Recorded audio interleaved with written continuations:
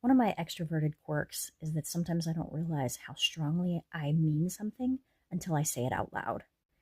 Howdy, my name is Lois, and I'm on a mission to massively expand the U.S. House so that ordinary Americans can be represented there. In a video recently, I was talking about the most powerful kind of governance, and it's self governance. And the more I've been thinking about it, the more I just can't get away from this idea.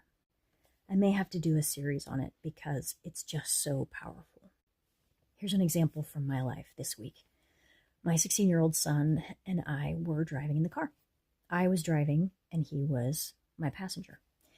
And there was a moment when I was on the phone and I needed to make a left turn and I was waiting for traffic.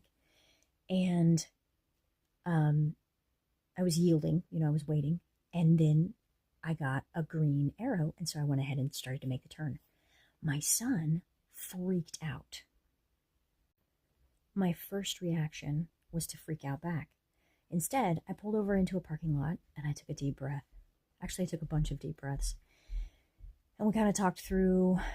So I listened and we processed together what he thought I was paying attention to and what I was paying attention to and how he couldn't see what I was thinking. And it was fine. No big deal.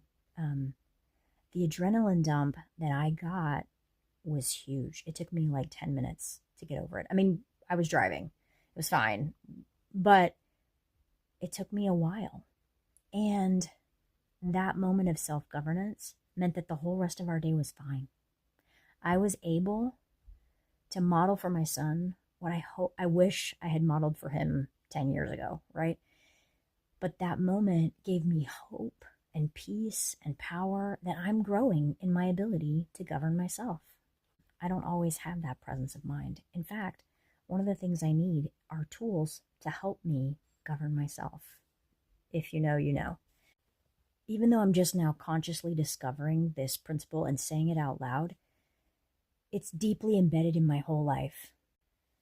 I homeschool my kids. I work for myself. All the things in my life are based on me governing myself. As many as possible, anyway.